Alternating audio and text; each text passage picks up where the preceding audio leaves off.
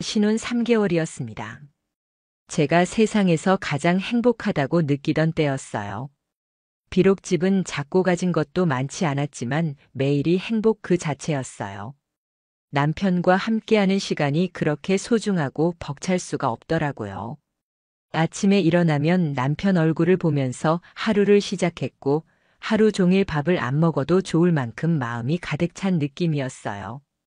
그 사람이랑 같이 있다는 것만으로도 세상이 다 내 것 같은 기분이었습니다. 그런데요. 그 행복이 얼마나 부질없었는지 저는 곧 처절하게 알게 됐습니다. 신혼의 설렘이 아직 가시기도 전에 저를 지옥으로 밀어넣은 사람이 있었거든요. 바로 남편의 전 여친이었습니다. 저는 처음에 그 여자의 존재도 몰랐어요.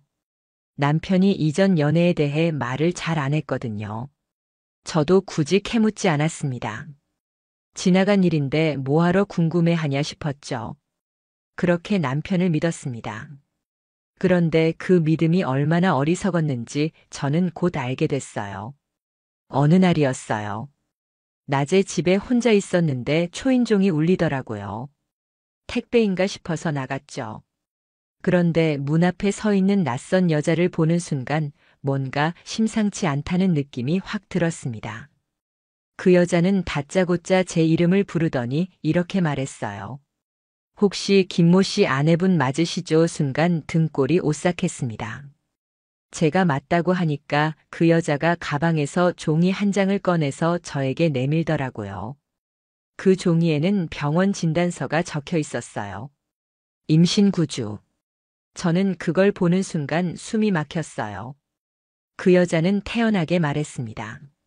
저 임신했어요. 당신 남편 아이요. 그 말을 듣는 순간 세상이 멈춘 것 같았어요. 이게 무슨 소리냐고.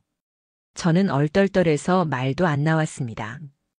그러자 그 여자는 뻔뻔하게 웃으며 덧붙였어요. 결혼하기 전까지 저희 계속 만났거든요. 당신이랑 결혼하기 직전까지요.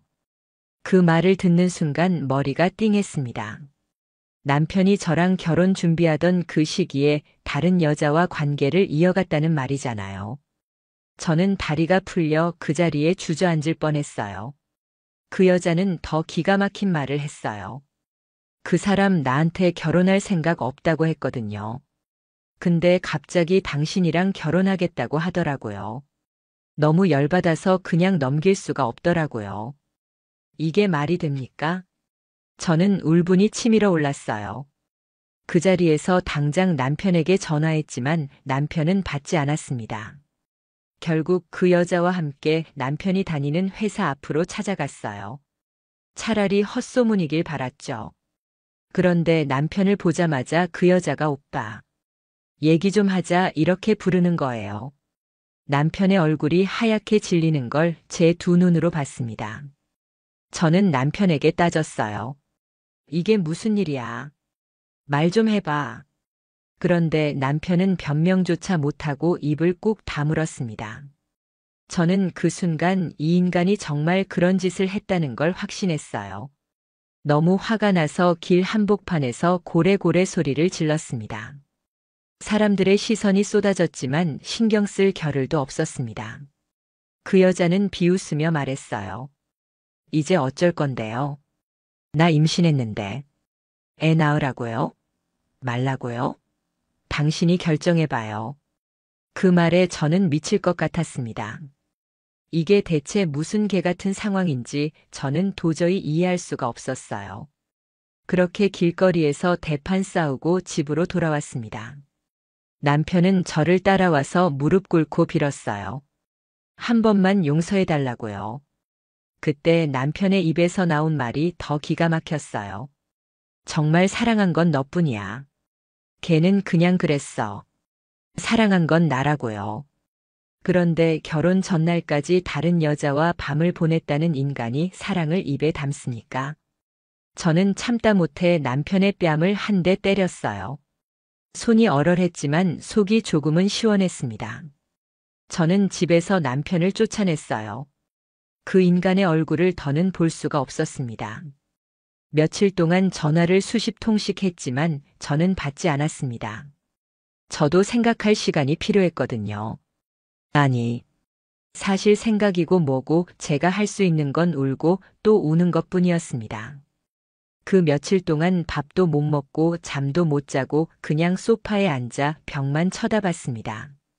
머릿속엔 온통 그 여자의 얼굴과 그 병원 진단서가 맴돌았어요. 세상에 이런 일이 있을 수 있냐고요. 결혼한 지 3개월도 안 돼서 남편의 전 여친이 임신했다고 찾아오는 게 이게 현실입니까? 저는 억울하고 분하고 미쳐버릴 것 같았습니다. 결국 저는 마음을 굳게 먹었습니다. 이대로 당하고 있을 순 없었거든요. 저는 변호사를 찾아갔습니다. 남편의 불륜과 그 결과로 임신까지 했다는 사실을 털어놨어요. 변호사는 아주 차갑게 말했습니다. 충분히 상간녀 소송 가능하십니다. 그리고 이혼 소송도 준비하시죠. 그 말을 듣는 순간 저는 울컥했어요. 그래. 내가 여기서 무너지면 안 되지. 복수라도 해야 내 인생이 덜 억울하지 않겠냐고요. 저는 상간녀 소송을 바로 준비했습니다. 그 여자가 얼마나 뻔뻔했냐면 소송을 접수했다는 연락을 받고도 저한테 문자를 보냈습니다. 애는 어쩌고요. 나도 피해자인데 왜 나한테 그래요? 제가 이 문자를 보고 손이 부들부들 떨렸습니다. 피해자라니요. 그럼 나는 뭐냐고요. 남편이랑 결혼 준비하는 동안 뒤에서 몰래 만나서 저를 기만한 사람이 피해자입니까? 저는 그 문자 캡처해서 변호사에게 바로 보냈습니다. 증거로 제출하기 위해서요. 그렇게 상간녀를 상대로 소송을 걸고 남편과의 이혼 소송도 동시에 진행하기로 했습니다. 저는 이제 복수의 칼을 빼든 겁니다. 이대로 이 인간들과 끝낼 수 없었거든요. 법의 심판을 받게 해야 했습니다. 그래야 제 억울함이 조금이라도 풀릴 것 같았거든요.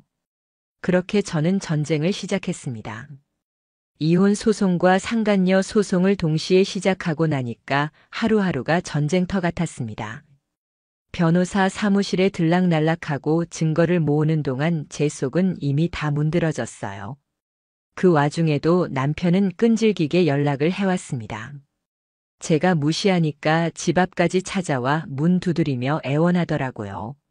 한밤중에 초인종이 울리고 문 너머에서 남편이 우는 소리가 들리는데도 저는 문을 열어주지 않았습니다. 열어줬다간 또 흔들릴까 봐요. 그래도 남편은 매일같이 문자를 보내왔어요. 미안해. 나 진짜 후회해.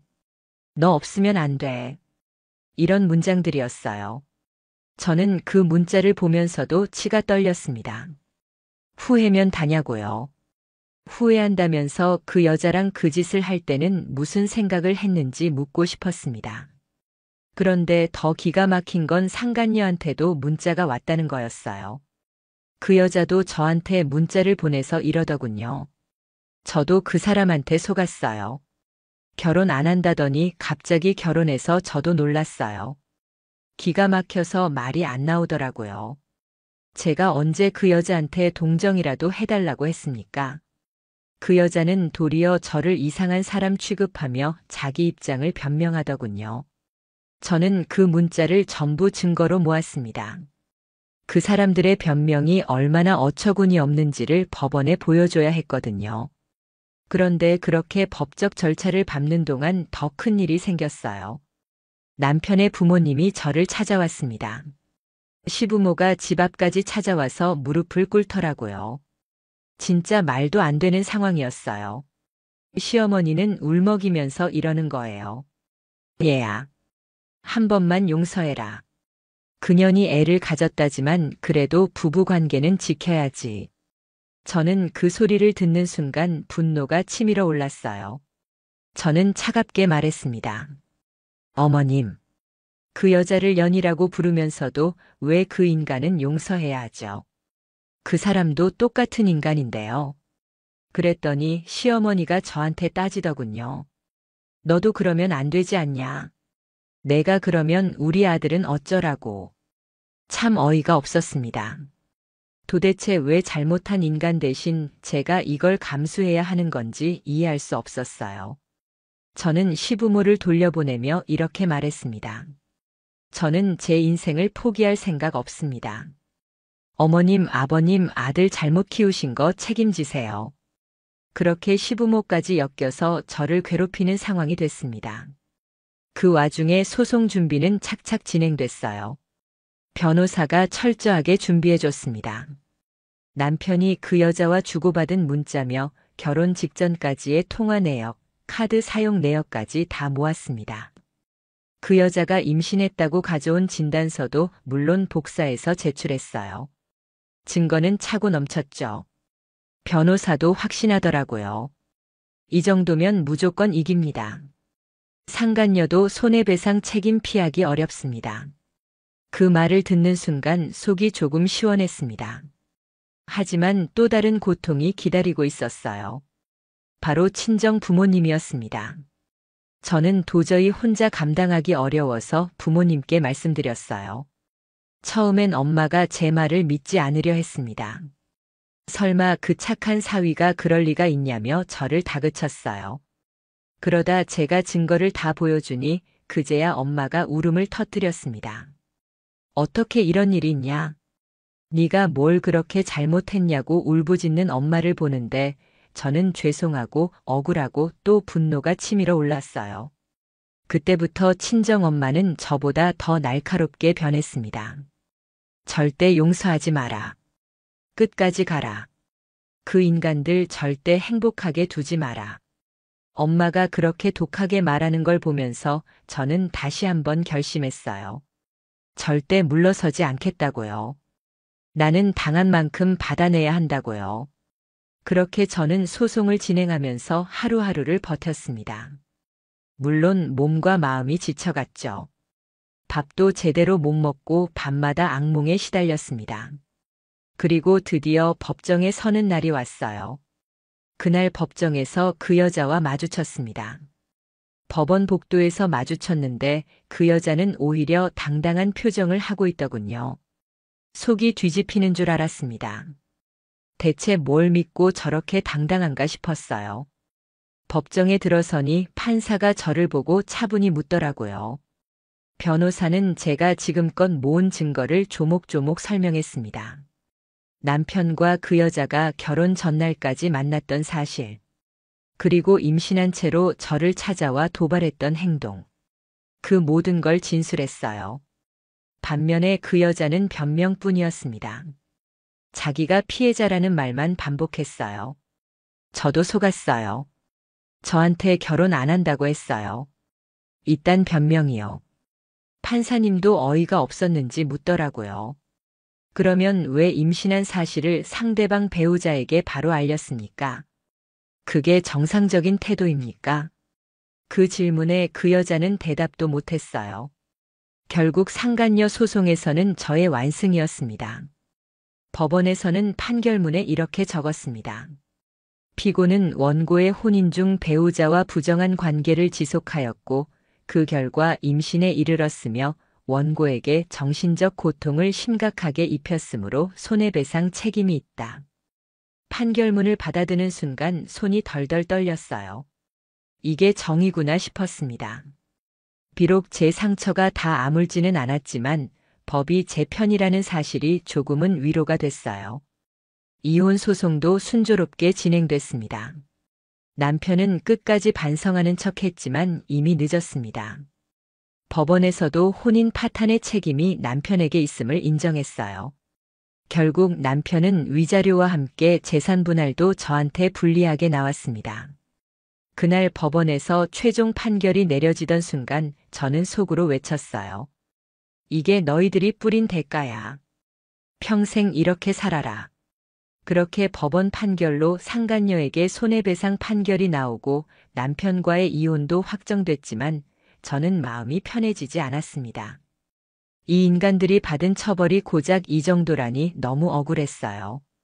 저 혼자 받은 상처는 몇 배, 몇십 배인데 법이 줄 수 있는 건 돈 몇 푼이라니요. 그래도 저는 포기하지 않았습니다. 그래. 그래도 끝까지 쫓아가야겠다. 내가 무너지는 걸 그 인간들이 바라겠지. 절대 그러면 안 되겠더라고요. 저는 판결문을 손에 쥔 채 그걸 복사해서 두고두고 볼 생각을 했습니다. 상간녀와 남편. 두 사람의 이름이 적힌 그 판결문이 저한테는 일종의 방패였어요. 내가 언제든 이 사실을 들춰낼 수 있다는 경고장이기도 했습니다. 그 여자가 아이를 낳을지 안 낳을지는 모르겠지만 저는 이미 관심이 없었어요. 다만 그 아이가 크고 난 뒤 그 엄마의 추악한 과거를 알게 된다면 그게 진짜 벌이겠죠. 그런데요. 이게 끝이 아니었어요. 저는 공론화를 결심했습니다. 물론 법적으로 개인정보 보호 때문에 실명을 공개할 순 없었어요. 하지만 저는 온라인 커뮤니티에 제 사건을 자세하게 정리해서 올렸습니다. 처음에는 망설였어요. 혹시 내가 이상한 사람으로 몰리면 어쩌지 싶었죠. 그런데 막상 올리고 나니 반응이 폭발적이었습니다. 수백 개의 댓글이 달리고 모두가 저를 응원했어요. 사람들은 입을 모아 말했습니다. 이런 인간들은 평생 벌받아야 한다고요. 그걸 보면서 저는 힘이 났어요. 그래. 내가 당한 걸 알리길 잘했구나. 나는 피해자고 내가 숨을 이유가 없다는 걸 그때야 다시금 느꼈습니다. 사람들은 그 상간녀가 얼마나 뻔뻔한지 욕했고 남편 같은 인간은 진작에 인생에서 끊어냈어야 한다며 다들 저를 위로해줬어요. 누군가의 위로라는 게 이렇게 큰 힘이 될 줄 몰랐습니다. 그 여자는 제 글이 올라온 걸 알았는지 변호사를 통해 항의해 왔어요. 명예훼손이다. 사실을 왜곡하지 말아라. 이런 말을 했다더군요. 그런데 저는 꿀릴 게 없었습니다. 저는 사실 그대로를 썼거든요. 오히려 제가 변호사에게 물었습니다. 적을 내려야 할까요? 변호사는 웃으며 이렇게 말했습니다. 사실에 기반한 이야기라면 문제 없습니다. 두려워 마세요. 그 말을 듣고 저는 더 담대해졌어요. 그리고 그 여자가 사는 동네 커뮤니티에도 제 이야기가 퍼졌다는 소문을 들었습니다. 그 여자가 사람들의 시선에 시달리고 있다는 걸 전해 들었어요. 당연하죠. 본인이 저지른 죄값이니까요. 저는 차라리 속이 시원했습니다. 잘 됐다 싶었죠. 사람들의 시선이라는 게 때로는 법보다 더 무서울 수 있거든요. 남편은요. 한동안 연락이 없더니 갑자기 다시 연락해 왔어요. 그 내용이 진짜 가관이었습니다. 나 이제 진짜 반성하고 있다. 다시는 그런 일 없을 거다. 다시 시작할 수 없겠냐. 저는 그 문자를 보는 순간 헛웃음이 나왔습니다. 이 인간이 아직도 정신을 못 차렸구나 싶었어요. 그래서 딱 한 줄 보냈습니다. 다시는 내 앞에 나타나지 마. 그걸로 끝이었습니다. 그리고 번호를 영구 차단했어요. 더 이상 제 인생에 그 인간의 그림자도 드리우게 하고 싶지 않았으니까요. 저는 그 뒤로도 그 커뮤니티에 꾸준히 제 소식을 올렸습니다. 사람들은 제게 많은 응원을 보내줬고 또 비슷한 피해를 입은 사람들이 용기를 얻었다며 연락도 왔습니다. 그래서 저는 느꼈어요. 내가 겪은 이 고통이 헛되지 않구나. 나 같은 사람이 또 있겠구나. 내가 이겨내야 그런 사람들도 버틸 수 있겠구나 싶었습니다. 그 와중에 상간녀의 남편이라는 사람에게 연락이 왔습니다. 처음엔 무슨 일인가 싶었는데 알고 보니 그 여자는 결혼한 상태에서 남편 몰래 저희 남편과 바람을 피운 거였더라고요. 이게 더 가관이었습니다. 그 남편도 그 사실을 뒤늦게 알고 상간남 소송을 걸겠다고 하더군요. 저는 기꺼이 도와주겠다고 했습니다. 제가 가진 증거 전부를 그 남자에게 넘겼어요. 그는 말했습니다. 저도 끝까지 갈 겁니다. 이런 인간들은 사회적으로 매장돼야죠. 저는 그 말을 듣고 묘하게 통쾌했습니다. 결국 그 남자도 상간남 소송을 진행했고 그 여자는 법정에 또 서게 됐습니다. 저는 그 소식을 들으며 이렇게 생각했어요. 그래. 인간은 죄를 지으면 반드시 그 대가를 치르게 돼 있구나. 법정에서 두 번째 패소한 그 여자는 결국 직장도 잃고 집안에서도 버림받았다는 이야기를 들었어요. 제가 바란 게 바로 그거였습니다. 그 여자가 평생 그 죗값을 지고 살아가는 것. 저는 그 소식을 들으며 비로소 마음이 조금은 편안해졌습니다. 하지만 저에게 남은 상처는 쉽게 아물지 않았어요. 매일 밤 잠을 자다 깨면 갑자기 그때의 충격이 떠올랐습니다. 남편의 전 여친이 임신했다며 찾아왔던 그 순간. 아직도 꿈처럼 선명했습니다. 그때의 분노와 억울함은 평생 저를 따라다닐 거예요. 그래도 저는 무너지지 않았습니다. 저는 싸웠고 이겼고 결국 제 권리를 찾았습니다. 그리고 이 모든 걸 세상에 알렸습니다. 이게 제가 할 수 있는 최선이었고 제가 저 자신에게 해줄 수 있는 유일한 위로였습니다. 법적 절차도 끝났고 공론화도 충분히 됐는데도 제 마음 한구석이 여전히 시끄러웠어요. 사람들은 저한테 대단하다 말했지만 저는 알았어요.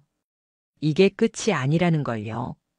상처라는 게 그렇게 쉽게 꺼낼 수 있는 흉터가 아니라는 걸 저는 뼈저리게 느꼈습니다. 저는 매일 아침 눈을 뜰 때마다 생각했어요. 내가 뭘 그렇게 잘못했길래 이런 일을 당해야 했을까? 제가 그렇게 못난 사람이었나?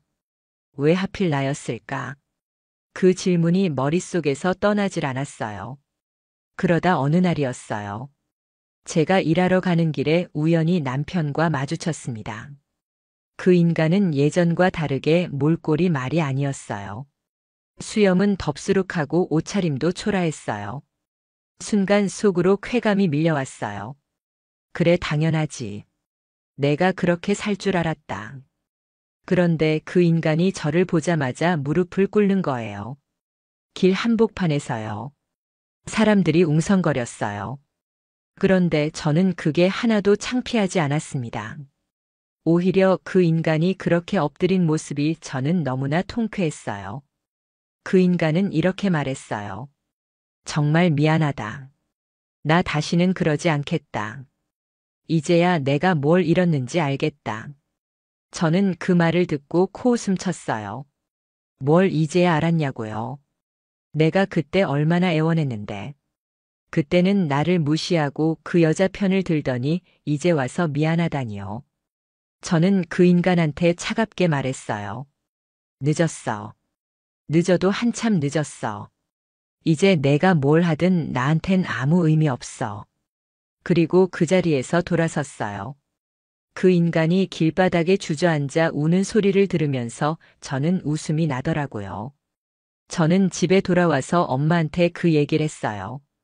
엄마는 한숨을 쉬며 이렇게 말했어요. 그 인간도 이제야 인생 망한 걸 아는 거지. 그래도 넌 잘했다. 끝까지 안 흔들린 거 잘했다. 그 말을 듣는데 왜 그렇게 울컥하던지요. 저는 엄마 앞에서 또 울어버렸습니다. 왜 내 인생이 이렇게 됐냐고. 왜 이렇게까지 망가져야 했냐고. 엄마는 저를 꼭 안아주며 말했어요. 내가 뭘 잘못했냐? 내가 잘못한 거 하나도 없다. 잘못한 건 걔네들이지. 그 위로를 듣고 저는 조금씩 정신을 차리기 시작했어요. 그리고 제 자신을 다잡기 시작했습니다. 이대로 주저앉으면 안 되겠다 싶었어요. 그래서 저는 다시 일자리를 구하고 바쁘게 살기 시작했어요. 아침 일찍 출근하고 저녁 늦게까지 일하다 보니 몸은 고됐지만 마음만큼은 좀 단단해지는 기분이었어요. 그 인간과 관련된 건 하나도 떠올리고 싶지 않았고 다시는 그런 인간들 때문에 제 인생을 망치고 싶지 않았습니다. 그렇게 몇 달이 지났어요. 저는 평범하게 살아가고 있었고 이제야 좀 살 것 같다고 느꼈습니다. 그런데 세상에 또 다른 소식이 들려왔어요. 그 상간녀 있잖아요. 그 여자가 결국 아이를 낳았는데 남편이 친자 확인 검사를 했대요. 그런데 결과가 뭐였는지 아세요? 그 아이가 남편의 아이가 아니었대요. 이게 무슨 막장 드라마도 아니고 진짜 현실이 이렇더라고요. 남편은 아이가 자기 아이인 줄 알고 책임지겠다고 했다가 결국 검사를 해보니 아니라는 결과가 나온 거죠. 그걸 듣는 순간 저는 기가 막혔어요. 이 인간들은 정말 끝까지 막장이라고요. 그 여자는 그걸 알고도 저한테 와서 임신했다고 협박했던 거였어요. 남편도 그걸 믿고 제 앞에서 무릎까지 꿇었고요. 그 인간들 둘 다 서로 속이고 또 속은 거죠. 이게 인간입니까? 저는 너무 어이가 없어서 허탈하게 웃어버렸어요. 그 여자도 결국 그 일로 망신을 당했대요. 그 여자가 다니던 동네에서 소문이 쫙 퍼졌대요. 도대체 애 아빠가 누구냐며 뒷말이 끊이질 않았다고 하더라고요. 이 소식을 전해준 건 남편의 친구였어요. 그 친구가 저한테 연락해서 너는 진짜 다행이다. 그런 인간 옆에 안 있는 게라고 하더군요. 저는 그 말을 듣고 고개를 끄덕였어요. 맞아요. 저는 다행이에요. 그 인간들과 인연을 끄는 게 얼마나 다행인지 모릅니다.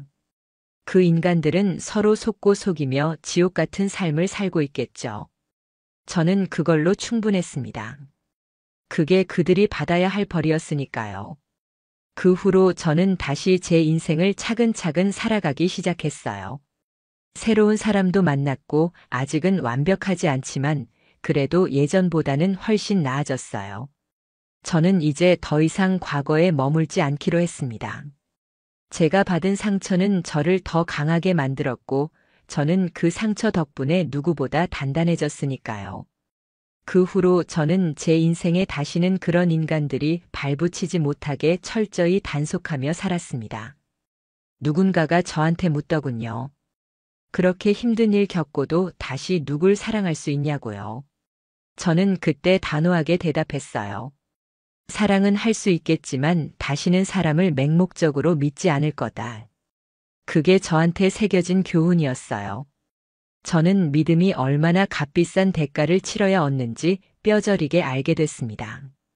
그래도 저는 저를 포기하지 않았어요. 저는 변호사님과 연락을 계속하며 혹시라도 상간녀나 전 남편이 다시 접근할 경우 법적 조치를 바로 할 수 있도록 준비했습니다. 그런 조짐은 없었지만 그래도 저는 방심하지 않았습니다. 이제는 저도 법의 무서움을 알게 됐고 내 인생을 지키기 위해선 법이 가장 든든한 무기라는 걸 알았거든요. 시간이 조금 더 흘러서 저는 정말 좋은 사람을 만났어요. 그 사람은 저의 과거를 다 알면서도 저를 있는 그대로 받아들여줬어요. 저는 처음엔 그 사람한테도 의심부터 했습니다. 그런데 그 사람은 묵묵히 기다려줬어요. 저의 불안과 상처를 이해해줬고 그게 너무 고마웠어요. 그래서 저도 조금씩 마음을 열기 시작했어요. 사랑은 다시 시작할 수 있지만 사람을 믿는 건 시간이 필요하다는 걸 그 사람도 알고 있었던 것 같아요. 그렇게 저는 새로운 사람과 새로운 인생을 시작하게 됐습니다. 물론 그 상처는 여전히 남아있어요. 밤에 갑자기 악몽을 꾸기도 하고 불현듯 과거의 장면들이 떠오르기도 합니다. 하지만 이제는 달라요. 저는 더 이상 무너지지 않아요. 저는 알거든요. 내가 얼마나 강해졌는지. 그리고 누가 다시 내 인생을 망치려 한다면 그 누구도 용서하지 않을 거라는 걸요. 한번 무너졌던 제가 이렇게 다시 일어설 수 있었던 건 결국 저 자신 덕분이었습니다. 저는 제 자신을 믿기로 했고 다시는 남의 말에 휘둘리지 않기로 했어요. 그리고 이건 저 혼자만의 복수가 아니라 저와 비슷한 일을 겪었던 모든 사람들을 대신한 복수라고 생각했어요. 우리가 얼마나 억울했는지 그 인간들이 평생 느끼고 살아가길 바랍니다. 마지막으로 법원의 판결문을 다시 꺼내 읽었습니다. 판결문에는 분명히 적혀 있었어요. 피고는 혼인 관계를 유지하던 중 상간녀와 부정행위를 지속하였고 이로 인해 원고에게 극심한 정신적 피해를 주었으므로 손해배상과 위자료 지급 판결을 내린다. 이 문장이 저한테는 승리의 증거였고 제 자존심의 회복이었습니다. 이제 저는 다시는 그런 일을 당하지 않겠다고 다짐했습니다. 제 인생을 망치려 드는 인간이 있다면 저는 끝까지 법으로 싸울 거고 절대 물러서지 않을 겁니다. 그리고 이 이야기를 듣는 여러분도 절대 잊지 마세요. 우리가 받은 상처는 우리가 약해서가 아니라 그 인간들이 악했기 때문이라는 걸요. 누구도 우리를 함부로 대할 수 없다는 걸 저는 제 인생으로 증명했습니다.